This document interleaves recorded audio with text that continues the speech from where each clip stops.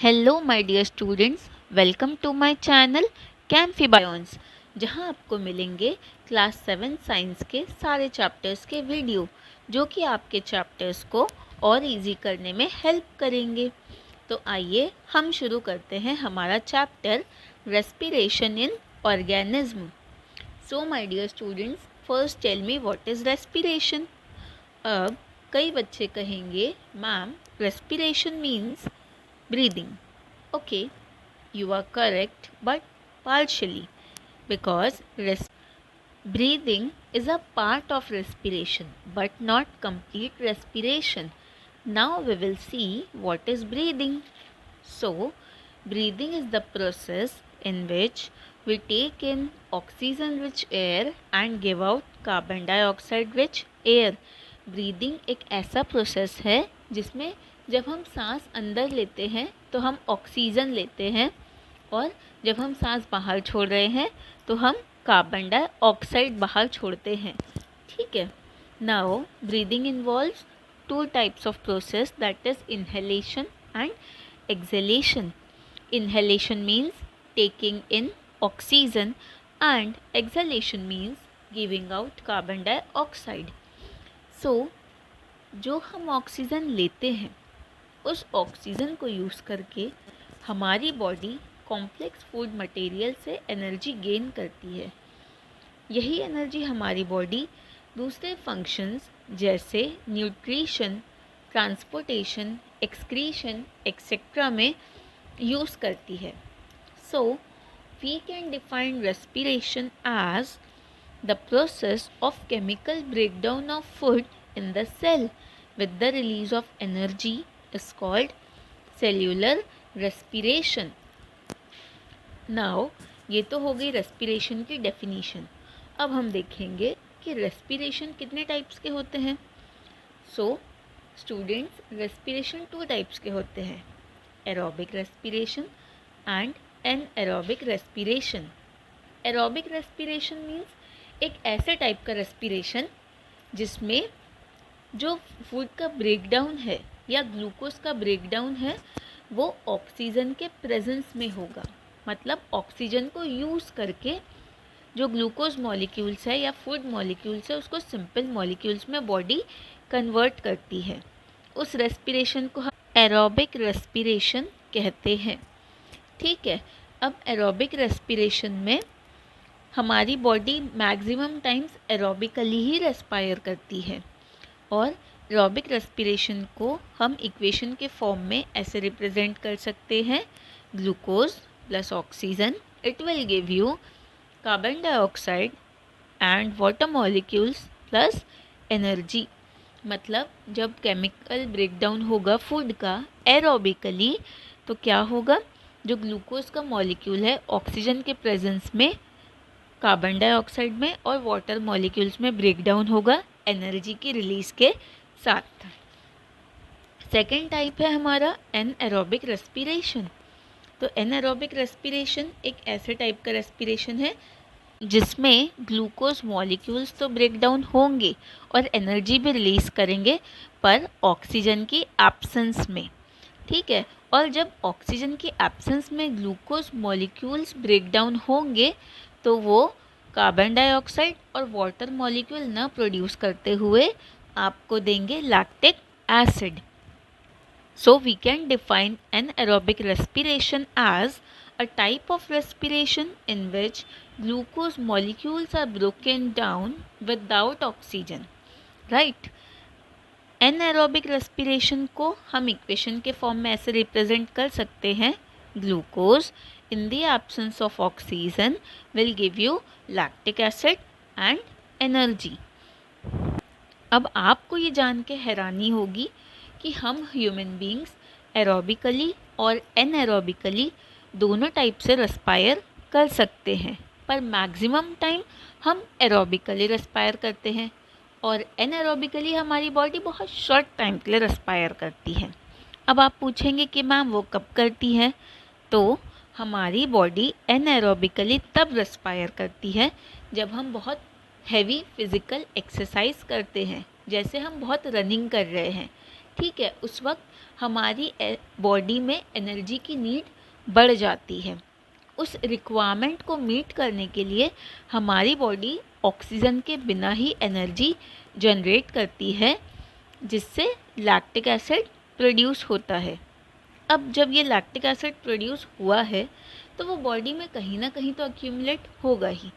तो ये lactic acid आपके मसल्स में जाके एक्यूमुलेट होता है, जो कि मसल क्रैम्प्स क्रिएट करता है आपकी बॉडी में। आपने नोटिस किया होगा जब मसल क्रैम्प्स होते हैं तो ऐसी एडवाइस दी जाती है कि आप या तो हॉट वाटर बाथ लीजिए या तो ल्यूकवार्म ऑयल से मसाज कीजिए। जब आप ल्यूकवार्म ऑयल से या हॉट वाटर बैग से उसको मसाज करते हैं या सिकाई करते हैं तो क्या होता है कि उस जगह पर ऑक्सीजन का जो सर्कुलेशन है वो बढ़ जाता है, जिससे लैक्टिक एसिड CO2 में और वाटर मॉलिक्यूल में ब्रेक डाउन हो जाता है। अब जो ऑर्गेनिज्म एनारोबिकली रेस्पायर करते हैं उन्हें हम एनारोब्स कहते हैं। For example east, intestinal bacteria and many others. Now we will move to our next part, that is breathing. So first tell me, can you survive without breathing? So just check it.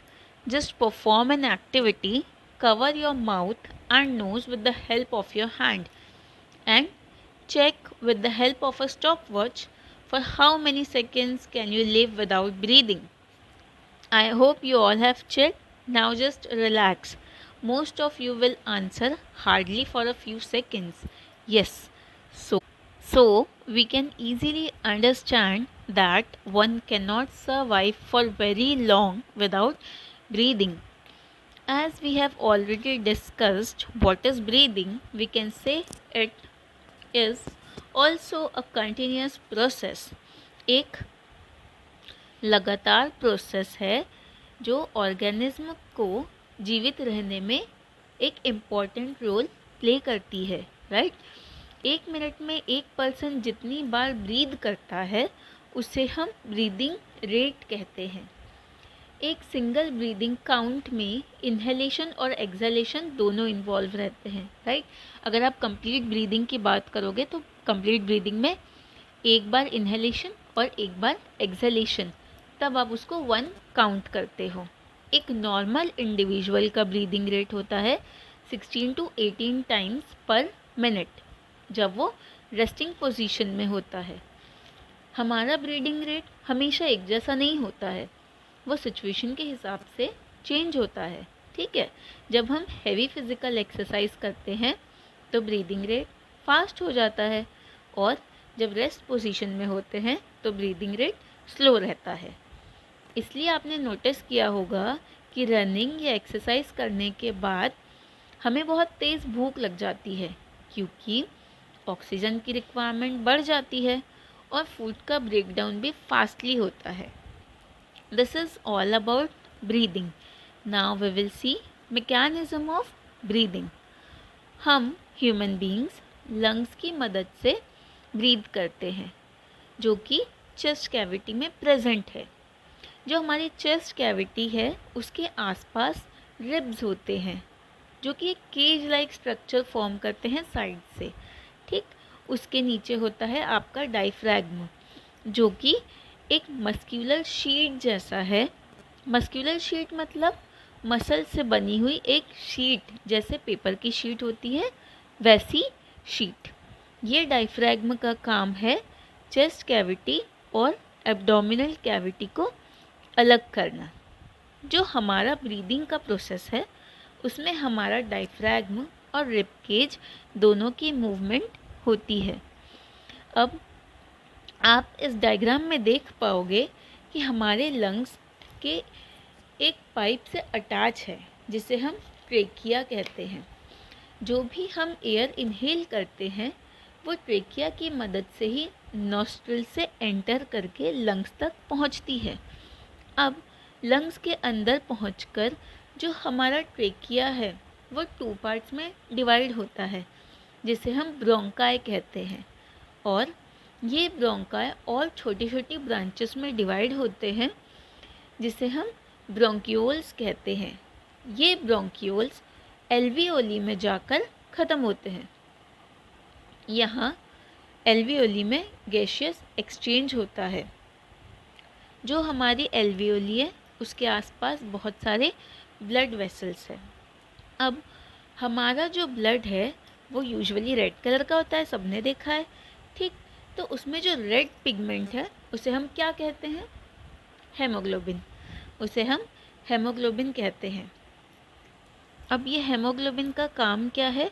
तो ये haemoglobin जो होता है वो oxygen को lungs से लेकर body के हर दूसरे सेल में ट्रांसपोर्ट करता है और उसी तरह ये डिफरेंट सेल्स से कार्बन डाइऑक्साइड कलेक्ट करके लंग्स को पहुंचाता है। अब हमारा ब्रीदिंग का जो मैकेनिज़्म है उसमें दो प्रोसेस है, हमने देखा था, इन्हेलेशन और एक्सहेलेशन, ठीक है। अब इस डायग्राम के थ्रू आप देख सकते हैं कि जो इन्हेलेशन की प्रोसेस है उसमें हमारे जो रिब्स है वो ऊपर की तरफ जाते हैं और बाहर की तरफ खुलते हैं, जबकि हमारा जो डायफ्रैग्म है वो नीचे की तरफ जाता है। जब हम इनहेल करते हैं तो अंदर चेस्ट कैविटी में क्या होता है कि जो एयर के लिए एरिया है वो इंक्रीज़ हो जाता है। उसी तरह जब हम एक्सहेल करेंगे तो हमारे रिब्स का जो मूवमेंट है वो डाउनवर्ड रहेगा और इनवर्ड रहेगा, मतलब रिब्स नीचे चले जाएंगे और अंदर की तरफ सिकुड़ जाएंगे, और जो हमारा डायफ्रैग्म है वो अपनी नॉर्मल पोजीशन पे वापस आ जाएगा, मतलब ऊपर की तरफ।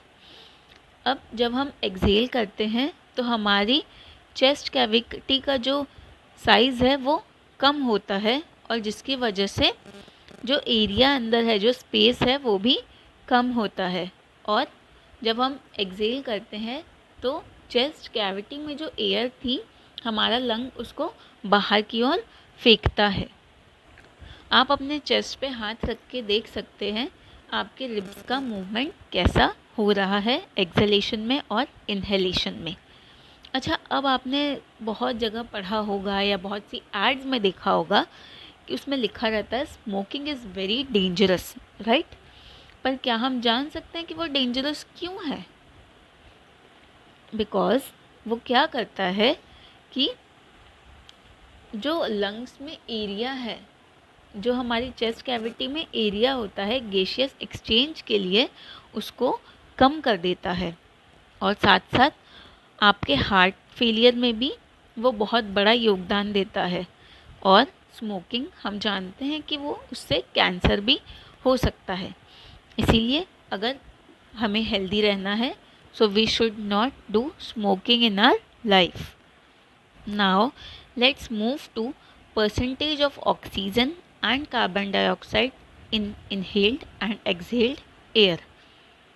You can easily check the percentage of oxygen in inhaled air and exhaled air as well as the percentage of carbon dioxide in inhaled air and exhaled air from the given diagram, right? So जो हमारे lungs का total volume है जब वो fully inflated होता है, मतलब जब हमारे लंग्स में पूरी तरह हवा भरी हो, तब उसका वॉल्यूम होता है 5 लीटर एक एडल्ट इंसान में, ठीक। जब हम रेस्ट पोजीशन में होते हैं उस वक्त 1/2 लीटर होता है, ठीक है, और हम सिर्फ 1/2 लीटर ही गैसियस एक्सचेंज करते हैं। जबकि जब हम हैवी एक्सरसाइज करते हैं उस टाइम पर जो वॉल्यूम है वो नॉर्मल वॉल्यूम से 3 लीटर्स एक्स्ट्रा हो जाता है। नाउ जो हम एयर एक्सहेल करते हैं उसमें क्या प्रेजेंट होता है? Carbon dioxide, right. ये हम ऐसे पता लगा सकते हैं कि एक एक्सपेरिमेंट है छोटा सा जो कि आप घर पे भी कर सकते हैं, ठीक। एक बॉटल लीजिए और उसके लिड पर एक होल बनाइए, उस बॉटल को लाइम वाटर से फिल कर दीजिए और उस होल में एक स्ट्रॉ डाल दीजिए। अब आपको क्या करना है, आपको उस स्ट्रॉ का जो एंड है जो आपके पास है उसमें फूंक मारना है। कुछ समय बाद आप देखेंगे कि जो लाइम वाटर था वो मिल्की बन गया है, जो ये दिखाता है कि हमारी एक्सहेल्ड एयर में क्या प्रेजेंट है, CO2 प्रेजेंट है। अब आपने ये भी देखा होगा कि ठंड के टाइम पर जो मिरर होता है, अगर उसके पास जाकर हम एक्सहेल करेंगे तो उस पर एक फिल्म या कह सकते हैं एक लेयर फॉर्म हो जाती है। ठीक, ये लेयर किसकी है, कोई बता सकता है? ये लेयर है वाटर वेपर की, जो कि CO2 के साथ साथ बाहर आता है हमारी बॉडी से, और यही वाटर वेपर सराउंडिंग में आके कंडेंस होके एक लेयर फॉर्म कर देता है आपके मिरर पे। अब हमने ह्यूमन बीइंग्स में तो रेस्पिरेशन का प्रोसेस देख लिया, तो आइए हम देखते हैं कि कॉकरोच में रेस्पिरेशन का प्रोसेस कैसे होता है। सो कॉकरोच के रेस्पिरेटरी ऑर्गन में होता है ट्रेकिया, जिसे हम एयर ट्यूब्स भी कहते हैं। उसकी बॉडी के साइड में स्मॉल होल्स होते हैं या स्मॉल ओपनिंग्स होती है, जिसे हम स्पायरेकल्स कहते हैं। ये स्पायरेकल्स सिर्फ कॉकरोच में ही नहीं, बाकी अदर इंसेक्ट्स जैसे कि ग्रास हॉपर, हाउस फ्लाई, इन सब में भी प्रेजेंट होते हैं। इन्हीं इंसेक्ट्स में एक नेटवर्क होता है एयर ट्यूब्स का, जिसे हम ट्रेकिया कहते हैं, जो कि किस काम आता है, गैसियस एक्सचेंज के लिए यूज़ होता है। ऑक्सीजन रिच एयर जो है, जो ये इंसेक्ट सराउंडिंग से ले रहे हैं, ये स्पायरेकल्स के थ्रू ही एंटर करती है बॉडी में और ट्रेकियल ट्यूब्स में जाती है, और फिर ये एयर बॉडी के टिश्यू में मिक्स होकर सेल में पहुंचती है। तो किसके थ्रू पहुंचती है, जो हमारे ट्रेकियल ट्यूब्स है उसकी फाइन ब्रांचिंग होती है, जिसके थ्रू ये सभी सेल्स में पहुंचती है, और उस फाइन ब्रांचिंग को हम कहते हैं ट्रेकियोल्स। इसी तरह जो सभी सेल्स से CO2 जनरेट हो रहा है, वो भी बॉडी से बाहर रिलीज़ होता है स्पायरेकल्स के थ्रू ही। ट्रेकिया सिर्फ इंसेक्ट्स में प्रेजेंट होता है, बाकी जो एनिमल्स है उनमें नहीं प्रेजेंट होता है। हमने देख लिया कि कॉकरोच में ब्रीदिंग का प्रोसेस कैसे होता है। अब हम देखेंगे कि अर्थवर्म में ब्रीदिंग कैसे होती है। ठीक, सो अर्थवर्म में ब्रीदिंग होती है उनके स्किन के थ्रू। आपने अर्थवर्म देखा होगा, उसकी स्किन काफ़ी मॉइस्ट होती है और काफ़ी स्लिपरी होती है। ठीक, तो ये जो मॉइस्टनेस है या जो ये इनकी स्किन स्लिपरी है, ये क्या करती है कि अर्थवर्म को गैसेस एक्सचेंज करने में हेल्प करती है। जो बॉडी के अंदर की गैस है वो सराउंडिंग में छोड़ने के लिए और सराउंडिंग से ऑक्सीजन गेन करने के लिए अर्थवर्म्स अपनी स्किन का यूज़ करते हैं। जो फ्रॉग्स होते हैं उनके पास भी ह्यूमन बीइंग्स जैसे लंग्स तो है, पर वो उस लंग्स को यूज़ करके ब्रीदिंग नहीं करते हैं। वो भी अर्थवर्म की तरह ही अपनी स्किन का यूज़ करके ही ब्रीदिंग करते हैं। यहाँ आपको 2 न्यू टर्म्स मिलेंगे, पहला क्यूटेनियस रेस्पिरेशन और दूसरा पल्मोनरी रेस्पिरेशन। अब आप बोलोगे मैम ये क्यूटेनियस रेस्पिरेशन और पल्मोनरी रेस्पिरेशन क्या है? तो हमने देखा कि जो ह्यूमन बीइंग्स है वो अपने लंग्स के थ्रू रेस्पिरेशन कर रहे हैं, है ना, पर जो बाकी एनिमल्स है जैसे कि अर्थवर्म हो गया या फ्रॉग्स हो गए, वो लोग लंग्स का यूज़ नहीं कर रहे हैं। तो जो एनिमल्स अपनी स्किन का यूज़ करके रेस्पिरेशन करते हैं उसे हम क्यूटेनियस रेस्पिरेशन कहते हैं, और जो एनिमल्स या हम ह्यूमन बीइंग्स हम अपने लंग्स का यूज़ करके रेस्पिरेशन करते हैं उसे हम पल्मोनरी रेस्पिरेशन कहते हैं। अब यहाँ तक के आई होप आपको breathing in human beings, breathing in cockroach and breathing in earthworm समझ आ गया होगा। अब हम देखेंगे ब्रीदिंग अंडर वाटर, मीन्स जो एक्वेटिक एनिमल्स है, हमारी फिशेस या प्रॉन्स, ये लोग कैसे ब्रीदिंग करते हैं। तो जो हमारी फिशेस है, प्रॉन्स है, वो अपने गिल्स के थ्रू ब्रीदिंग करते हैं। गिल्स जो कि वाटर में डिज़ोल्व्ड ऑक्सीजन को यूज़ करने में मदद करता है और यही गिल्स के थ्रू वो CO2 को बॉडी से बाहर करते हैं। नाउ हमारे चैप्टर का लास्ट पार्ट है respiration in plants. Human beings में और अदर एनिमल्स में तो आप लोगों ने रेस्पिरेशन देखा। अब हम देखेंगे कि प्लांट्स में भी रेस्पिरेशन क्या हमारी तरह ही होता है या इनका कोई अलग प्रोसेस है। तो अब जैसे एनिमल्स में रेस्पिरेशन हो रहा था वैसे प्लांट्स में नहीं होगा। प्लांट्स का जो हर पार्ट है जैसे कि रूट, स्टेम, लीफ, सब इंडिविजुअली रेस्पिरेशन परफॉर्म करते हैं और रेट ऑफ रेस्पिरेशन जो होता है प्लांट्स में बहुत कम होता है। जो प्लांट्स की लीव्स होती है उसमें आपने देखा होगा छोटे छोटे पोर्स होते हैं जिसे हम क्या कहते हैं, जिसे हम स्टोमेटा कहते हैं, राइट। तो वो स्टोमेटा हेल्प करते हैं गैसेस को एक्सचेंज करने में एनवायरनमेंट से। ये जो स्टोमेटा है ये सिर्फ लीव्स में ही नहीं होता बल्कि जो प्लांट्स की ग्रीन स्टेम है उसमें भी प्रेजेंट होता है।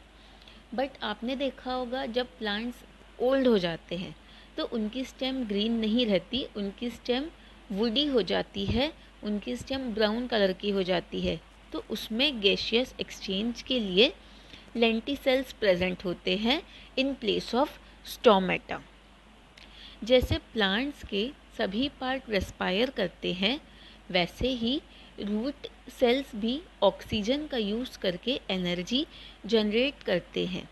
रूट में जो रूट हेयर्स है वो सॉइल पार्टिकल्स के बीच में जो एयर ट्रैप होती है उसे एब्जॉर्ब करते हैं और रेस्पिरेशन परफॉर्म करते हैं। पर जो ओल्ड हो जाती है रूट्स उसमें रूट हेयर्स नहीं होते बल्कि लेंटिसेल्स होते हैं जो गैसियस एक्सचेंज करते हैं। इसीलिए कहते हैं कि अगर प्लांट्स को ज़रूरत से ज़्यादा पानी दे दिया जाए तो रूट्स है वो रेस्पिरेशन नहीं कर पाएगी and ultimately that plant will die. So students this is all about the chapter. I hope आपको एक्सप्लेनेशन क्लियर होगा। So please subscribe my channel, like and share the video and stay tuned for more such video.